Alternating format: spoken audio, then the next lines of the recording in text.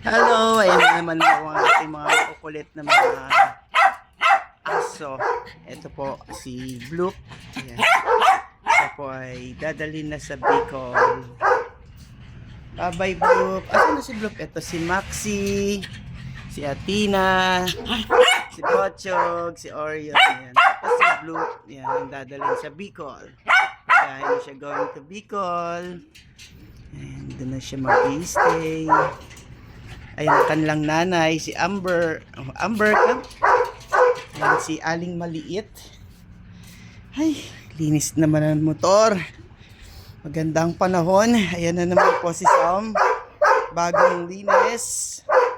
Applyan natin siya mamaya uli ng pampakintab para balik alindog. Bakit ba? Ha? Ano yon? Ayan po si Thunder. Ang Belgian Malamute. Sa mga naghahanap po dyan ng mate or magpapastad, ayan, pwede na po ito. 2 years na po yan, si Thunder. Sa mga gusto po magpastad, kontakin nyo lang po kami, comment kayo sa video na to. Kailangan nyo po ng male na Malamute. At meron din po kami dito, ito po yung aming mga... Ayan, kung kailangan nyo rin po, 2 lalaki meron dito. Ayan, pwede na mag-stud to si Maxi, ang tatay nila. Tatay nitong mga to.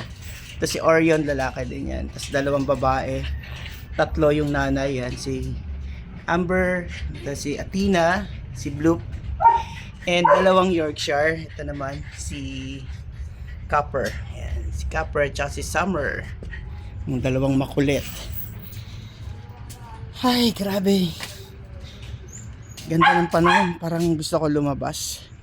Nag-chill lang muna. Ay, bakit nakabukas tong gate?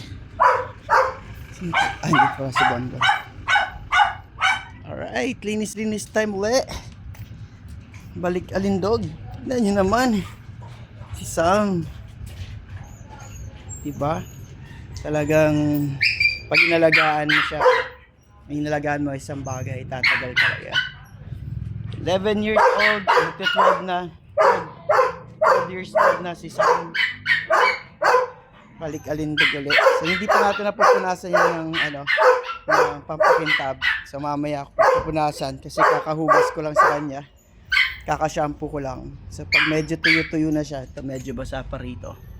Tsaka natin siya applyan para mag-stay yung color and para hindi tayo linis na linis kasi pag in-applyan ko noon 3 days to 1 week bago ko siya uli applyan kasi parang dumudulas lang yung dumi.